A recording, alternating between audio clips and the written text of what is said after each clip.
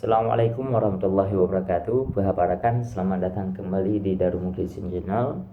Tentunya bersama saya Muhammad Habibi. Jadi pada kesempatan kali ini kita akan melanjutkan materi tentang ilmu fikih Quran berkaitan dengan esensi ikhtilafiyah.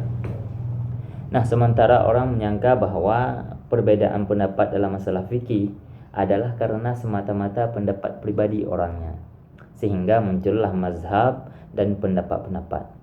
Malah sebagian orang lagi menyangka bahwa pendapat-pendapat itu merupakan agama baru sebagai tandingan bagi Al-Quran dan Sunnah, sehingga semua pendapat itu perlu dilempar jauh-jauh dan semua umat harus kembali kepada Al-Quran dan As-Sunnah.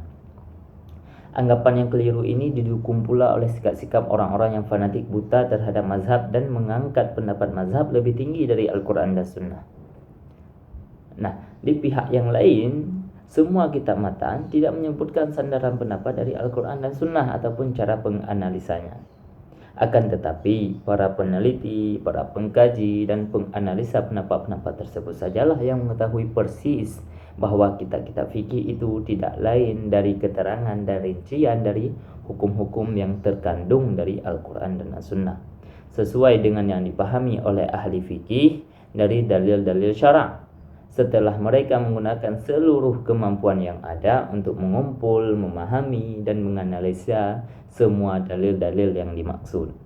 Nah, jika kita perhatikan lebih seksama, pendapat-pendapat yang terekam di dalam kitab-kitab fikih seperti bermacam corak buah yang dihasilkan oleh satu pohon, yaitu pohon Al-Quran dan As-Sunnah. Bukan macam-macam buah yang dihasilkan oleh banyak pohon, sebagaimana yang dipahami oleh sebagian orang. Nah, dari penjelasan ini, maka nampaklah jurang perbedaan yang amat luas antara orang-orang yang mengikuti perkataan panutan meskipun bertentangan dengan perintah Allah, sebagaimana disinyalir oleh Allah Subhanahu wa taala dalam firman-Nya, yang artinya mereka menjadikan orang-orang alimnya dan rahib-rahibnya sebagai Tuhan selain Allah. Nah, berbeda sekali dengan orang-orang yang tidak tahu. Lalu mereka bertanya dan mengikuti keterangan ulama yang digali dari Al-Quran dan As-Sunnah, sesuai dengan perintah Allah Subhanahu wa taala dalam surah An-Nahl ayat 43 yang berbunyi, fas'alu ahli dzikra in kuntum la ta'lamun. Maka bertanyalah kepada para ulama, orang-orang yang mempunyai pengetahuan tentang Al-Quran, jika kalian tidak mengetahui tentang sesuatu. Nah, yang demikian itu dijelaskan lagi oleh Rasulullah SAW mengenai menuhankan rahib dalam sabdanya kepada Adi bin Hatim al-Ata'.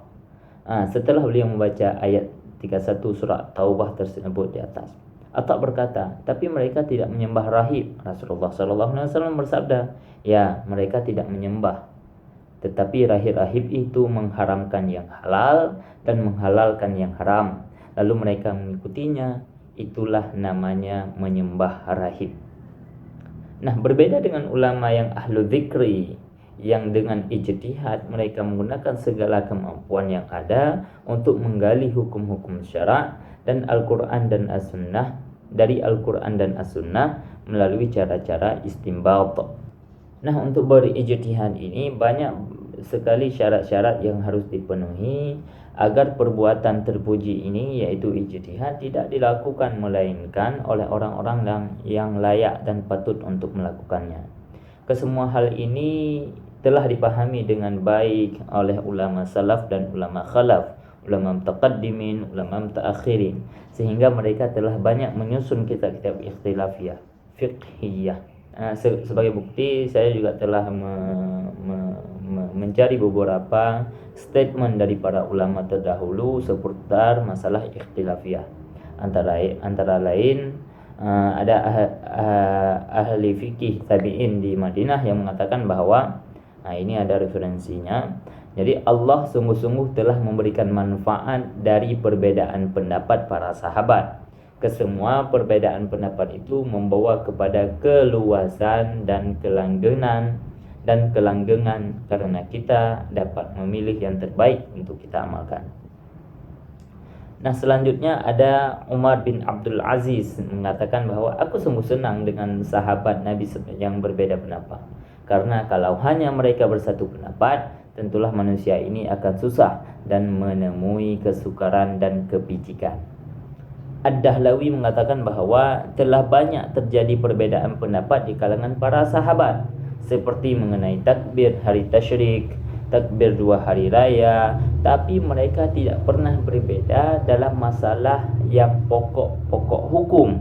Oleh karena itu, mereka berfatwa dalam masalah ijtihad, mengakui keputusan pengadilan, dan sewaktu-waktu mereka beramal dengan yang bertentangan dengan pendapat mazhabnya.